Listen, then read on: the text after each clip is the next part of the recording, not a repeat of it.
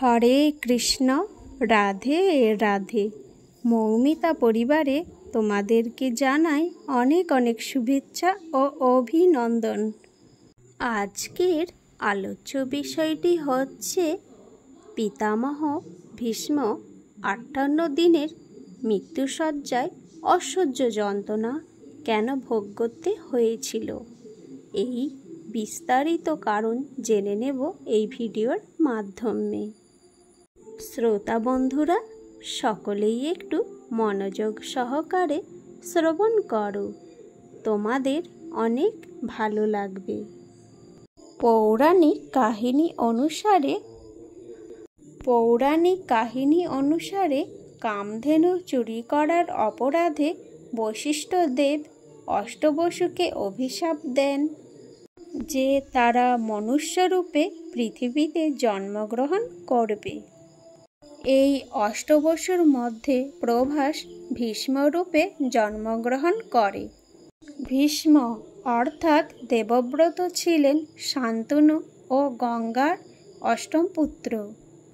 গঙ্গা দেবীর মর্তে থেকে প্রত্যাবর্তনের কিছুকাল পরে রাজা শান্তনু সত্যবতী নামের এক ধীবর কন্যার প্রণয়াসক্ত হয়ে পড়েন এবং তাকে বিবাহ করার প্রস্তাব দেন। কিন্তু সত্যবতীর পিতা এই বিবাহ মেনে নিতে রাজি হন না, কারণ বিবাহ হলে জ্যৈষ্ঠ পুত্র হিসেবে রাজা হবেন ভীষ্ম।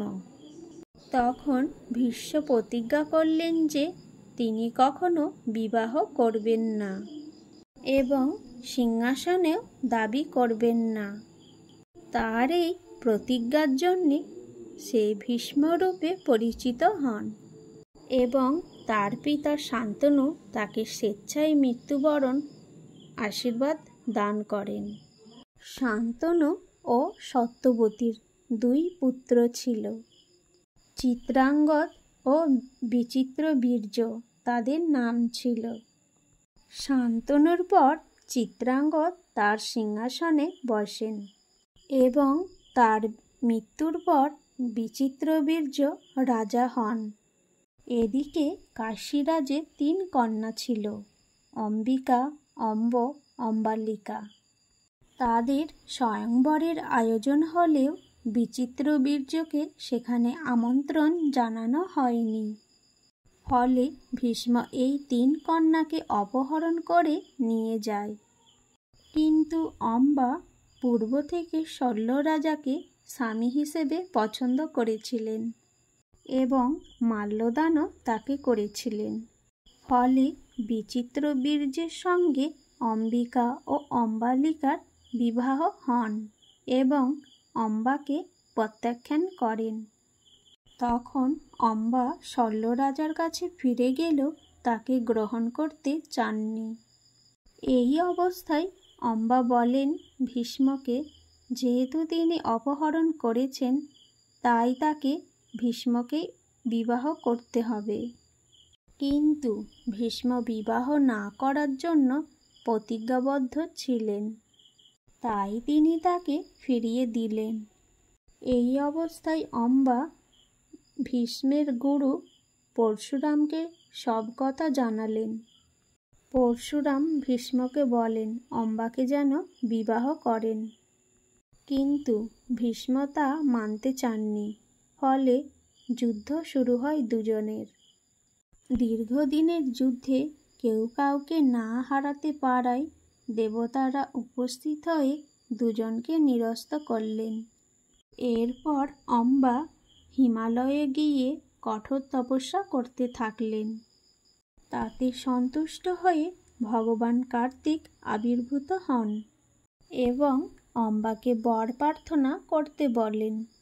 অম্বা তার কাছে অনুরোধ করেন তিনি যেন ভীষ্মকে হত্যা করেন, কিন্তু কার্তিক দেব জানান যে তিনি হিংসা পরিহার করেছেন, তাই তার পক্ষে এ কাজ সম্ভব নয়।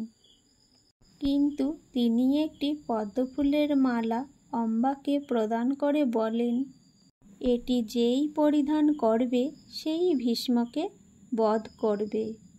অম্বা সেই মালা হাতে করে নিয়ে চারিদিকে ঘুরে বেড়ালেও কাউকে পেলেন না। অতঃপর তিনি পাঞ্চাল রাজ্যে উপস্থিত হলেন, কিন্তু রাজা ধ্রুপদ তার সঙ্গে দেখা করতে অসম্মত হলেন। তখন তিনি এই মালাটি সেইখানে রেখেই চলে গেলেন। মালার ফুলগুলি যেমন তেমনই থাকল। রাজা ধ্রুপদ এটিকে ভয় পেতেন এবং পূজাও করতেন। এরপর অম্বা আরও কঠোর তপস্যা করতে শুরু করেন। তারপর অম্বা ভীষ্মবধে দৃঢ় সংকল্প হয়ে মহাদেবের তপস্যাও আরম্ভ করলেন।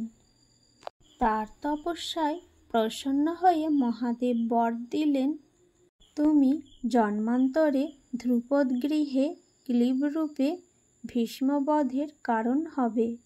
এই বর পেয়ে অম্বা চিত্রাঙ্গীতে প্রাণত্যাগ করলেন।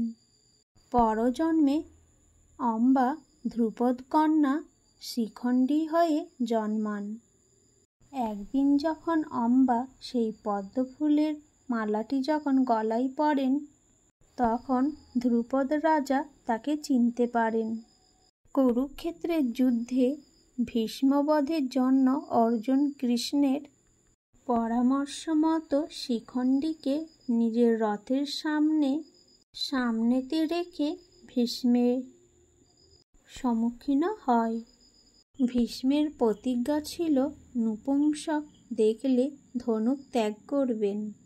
এজন্য শিখণ্ডীকে দেখে তিনি অস্ত্র ত্যাগ করেন এবং অর্জুনের স্বরে সরসজ্জায় মৃত্যুকল্প হয়ে পড়ে থাকেন। ভীষ্ম পিতামহ প্রতিজ্ঞা করেছিলেন যে হস্তিনাপুরকে চারিদিক থেকে নিরাপদ না দেখা পর্যন্ত তিনি মৃত্যুবরণ করবেন না। এর সঙ্গে পিতামহ তার দেহত্যাগের জন্য সূর্য উদয়ের অপেক্ষা করছিলেন, কারণ এই দিনে যারা দেহত্যাগ করেন তারা মোক্ষ লাভ করে। তিনি প্রায় 58 দিনের সরসজ্জার অসহ্য যন্ত্রণা ভোগ করেছিলেন। এই সময় তিনি কৃষ্ণকে জিজ্ঞেস করলেন, আমি কী পাপ করেছিলাম যার জন্য সরসজ্জার এত অসহ্য যন্ত্রণা আমাকে ভোগ করতে হচ্ছে? ভগবান শ্রীকৃষ্ণ তখন বললেন, আপনি জ্ঞানী, আমার একনিষ্ঠ ভক্ত। আপনি তো নিজেই নিজের পূর্বজন্মের কথা স্মরণ করতে পারেন। তাহলে আপনি নিজেই দেখুন না, পূর্বজন্মে আপনি কী পাপ করেছিলেন। তখন ভীষ্ম বললেন, আমি তো দেখতে দেখতে 100 জন্মের কর্ম দেখে ফেলেছি, কিন্তু এই 100 জন্মের মধ্যে আমি এমন কোনো কর্ম করিনি যার জন্য আমি এত বড় শাস্তি পেতে পারি। তখন শ্রীকৃষ্ণ বললেন, আপনি কৃপা করে 100 জন্মের ঠিক একটি জন্ম আগে ভেবে দেখুন।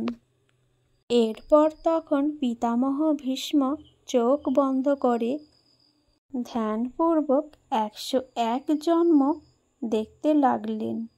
ওই জন্মে তিনি একজন খুব ধার্মিক রাজা ছিলেন। একদিন তিনি বিশাল সৈন্যবাহিনী নিয়ে কোথাও যাচ্ছিলেন। পথের মাঝে একটি সাপ এসে তাদের যাত্রায় বাধা হয়ে দাঁড়ায়। তখন এক সৈনিক এসে তাকে বলল, মহারাজ, একটি সাপ রাস্তার মাঝে বসে আছে, কি করব, আজ্ঞা দিন। রাজা বললেন, ওই সাপটিকে তুমি তুলে পাশের জঙ্গলে ফেলে দাও। সৈনিক তাই করল, কিন্তু সাপটি জঙ্গলের একটি বিশাল কাঁটার ঝোপের মধ্যে আটকে গিয়ে বিশাল যন্ত্রণায় ছটফট করতে করতে অবশেষে ক্ষুধা তৃষ্ণায় মারা গেল। পিতামহ ভীষ্ম তখন শ্রীকৃষ্ণকে বললেন, দেখলাম আমার পাপ কর্ম, কিন্তু আমি তো সাপটিকে বাঁচানোর জন্য জঙ্গলে ফেলে দিতে বলেছিলাম, না হলে সাপটি তো আমার রথের চাকায় পিষ্ট হয়ে মারা যেত। তখন শ্রীকৃষ্ণ বললেন, আপনি তো ফেলে দেওয়ার পর ওই সাপটির কি পরিণতি হলো আপনি তো ফিরেও দেখলেন না, বা ওই সাপটিকে তো কোনো রকমভাবে বাঁচানোর চেষ্টাও তো করনি, তাই আজ আপনার এই পরিণতি। হরে কৃষ্ণ, রাধে রাধে। আজকের এই ভিডিওটি এই পর্যন্তই থাকলো। সকলেই ভালো থেকো, সুস্থ থেকো, আর প্রেম সে বলো রাধে রাধে।